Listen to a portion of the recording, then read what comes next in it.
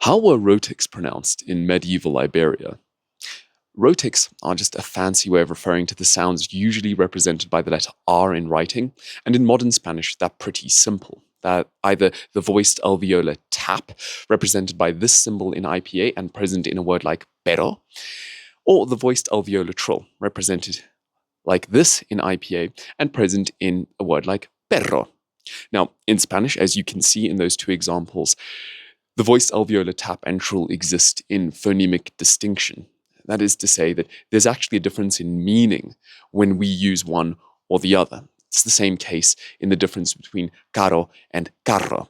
In modern Portuguese, the rhotic system is slightly more complex. There exists the voiced alveolar tap in words like caro and para, but the voiced alveolar trill, which did exist in the past, has morphed in the last 2 centuries in almost all accents of Portuguese across the world into something a little bit more like a uvularized fricative.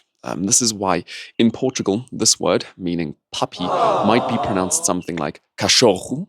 I hope I've pronounced that correctly. And my best approximation to how it would be pronounced in Brazil today is something like cachorro.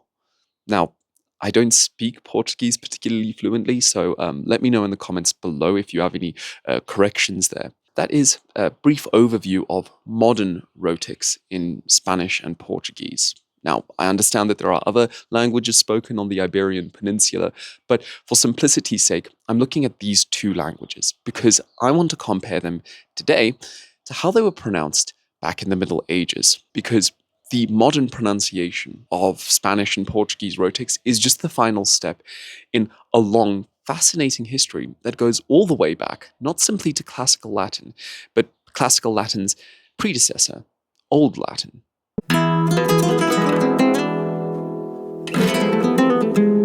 We could jump straight to Old Spanish and Galician-Portuguese and list what their rhotic qualities were. But where's the fun in that?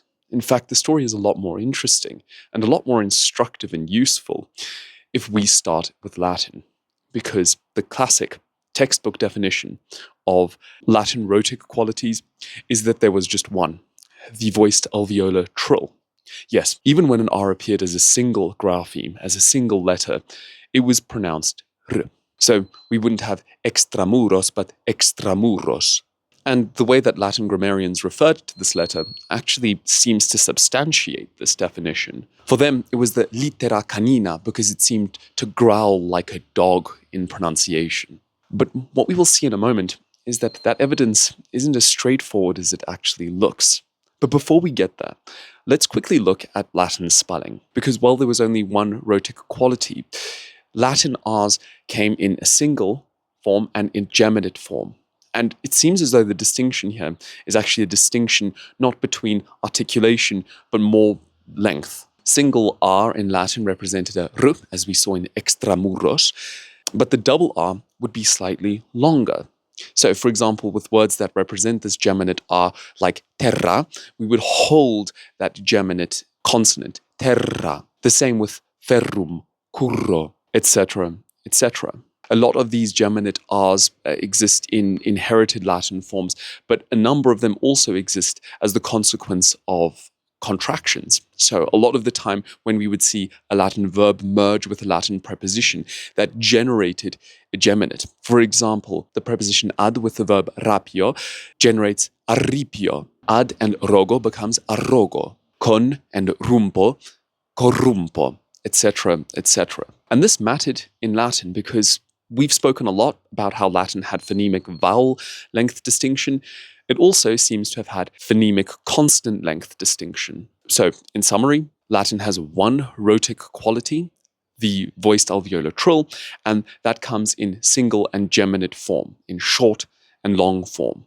So much for the established consensus. But there are some Latinists who actually argue that the evidence we have from classical sources that the R was pronounced as a voiced alveolar trill isn't as conclusive as we might like. In fact, I found out in researching this that Lucy Pultrova, I hope I'm pronouncing her name correctly, amongst other scholars, actually argues that there's pretty good evidence that at least in late Latin, we're already seeing the emergence of a voiced alveolar tap, and it might have existed considerably beforehand. So maybe extramuros wasn't always extramuros, but perhaps extramuros. However, in this Latin phonemic distinction between single and geminate R, I'd like to start the story of the Iberian Romance rhotics. One of the features of that transition from late Latin to early Romance is the weakening of the Latin system of consonant length. This, by the way, probably explains how Spanish developed the iconic nasal consonant ñ, and Portuguese, Italian, and French developed their versions of it from the older Latin long nasal consonant represented with a double N in medieval orthography. In our particular case, it looks as though in early Romance, the Latin geminate R was not pronounced as a long consonant as opposed to the single R. They'd kind of merged in terms of their length. But that posed a problem because there was a phonemic distinction between these two consonants. Ignoring them could lead to a breakdown in communication to a certain degree. And so, while I am hypothesizing here somewhat, my suspicion is that early Romance speakers were looking for means to conserve the distinction in meaning that that old consonant length represented. And fortunately enough, it looks as though Latin provided them with a blueprint already. Latin had the single R and the geminate R, and so it was a simple case of assigning to the single R the voiced alveolar tap, which may or may not have existed in Latin. If it did exist in Latin, it was simply a reassignment of sign to symbol. And if it didn't exist in Latin, well, we would probably have to investigate exactly how it developed in early Romance, and particularly in early Iberian Romance. If you have any more detailed ideas about that, let me know in the comments below. We are certain, though, that the voiced alveolar trill existed in Latin, and that was assigned to the geminate. Now, let's apply what we've learned here, together with what we learned about Old Spanish sibilants, to the Cantar del Mio Cid, to see how this would have sounded. And of course, it will be very similar to modern Spanish. Here's a line from the Cantar Primero, the very first stanza. Vio puertas abiertas e usos sin cañados. And for the voiced alveolar trill, represented by the double R, likely inherited from the Latin geminate grapheme, we have this line, also from the Cantar Primero. Albricia albarfañez, car echados somos de tierra.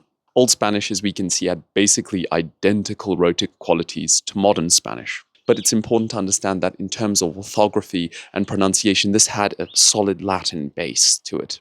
If Old Spanish seems to represent a pretty linear descent from Latin orthography and potentially pronunciation, Old Galician-Portuguese is actually a slightly more complex story, it seems. Firstly, it does appear as though it did have, like Old Spanish, a voiced alveolar trill and a voiced alveolar tap.